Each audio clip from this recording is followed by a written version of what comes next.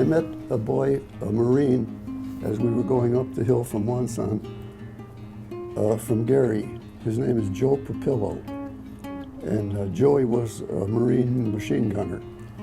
And he saw Gary and Dan on my jacket, and he called out. Gary and the sergeant I was with stopped, and I saw Joe, and we had a nice few minutes of talking about home. His dad owned a shoe business on 4th and Harrison in Gary. And Joe was a friend, and I haven't seen him or heard from him at all since then.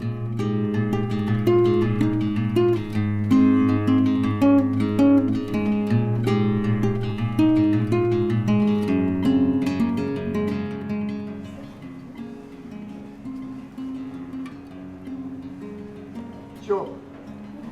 Hey, but I'd be lying if I said you haven't changed yet. How you doing, kid? That is 63 years.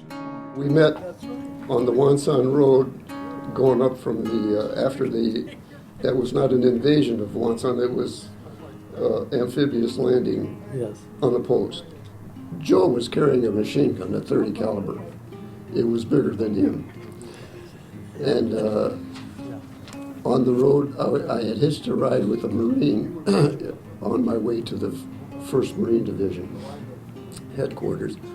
And we took a break along the road, and Joe saw my Gary, Indiana on my jacket, and he called out, didn't know who I was, he just saw the Gary, and he called out. So I asked the sergeant to stop, and he did, and there was Joe. Joe, this is great to see somebody there. And he opened up a can of sea rations, and he offered to share them with me, but I declined. And we had about a 10-minute get-together right there on the Wonsan Road. And then I never saw Joe after that, never heard from him until a kid 60 years later mentioned his name was Pupillo, and he was related to Joe, and I tried to get a hold of Joe. That was a couple of years ago, and I missed. But that was our get-together. It was just a 10-minute break in the march. I felt like a chauffeur, a guy in a limousine that was in a Jeep. He was marching along the road with the infantry, going up the hill, staggering up the hill, I should say. And that was it. And I wrote it down in my little diary that ran into Joe Pupillo today. It happened to be October 20th, which I remember the date very well because of my sister Dorothy's birthday on that day. And I thought if I ever get out of this alive, I'll write about it, and I did. Since that little 10-minute break, there's been nothing. With no communication, never talked to each other, never wrote to each other, never heard anything. I was just glad he wasn't killed. I was talking to somebody yesterday, telling them about meeting you, and I teared up too because it is emotional. We're lucky. We're lucky, blessed, or fortunate.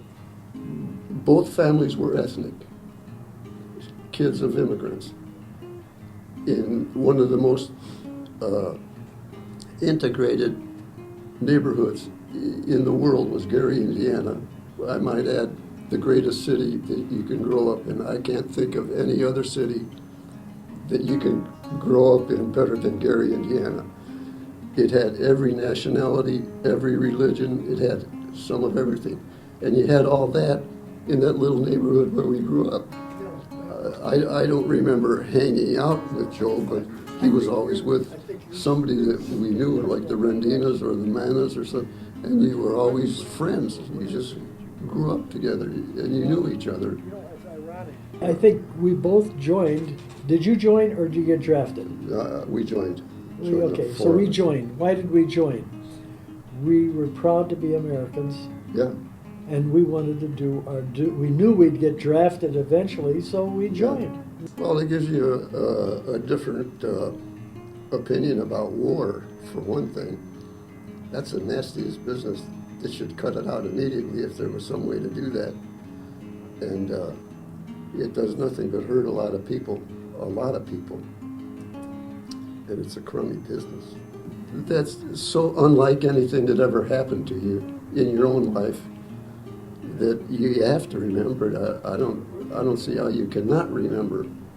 You might not remember little details, exactly the time to the minute or exactly the day of the week, or you might forget some of it, but you don't forget the whole big picture. It was very big. Where else can you see all that going on and not remember it? You have to remember it.